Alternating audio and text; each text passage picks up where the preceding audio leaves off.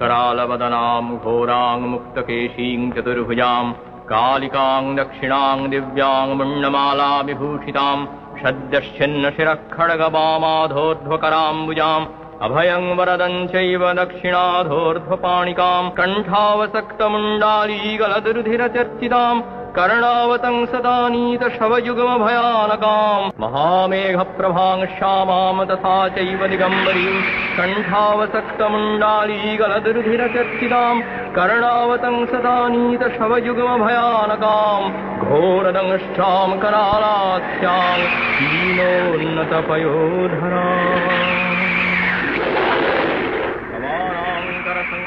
संघातैस्तकान्तीं हसनमुखीं रक्कद्वयगलदरक्तधारा विस्फुरिताननां घोररावाङ्महारौद्रीं श्मशानालयवासिनीं बालार्कमण्डलाकारलोचनत्कृतयान्वितां तन्दुरां दक्षिणव्यापी मुक्तालम्बिकचोच्चयां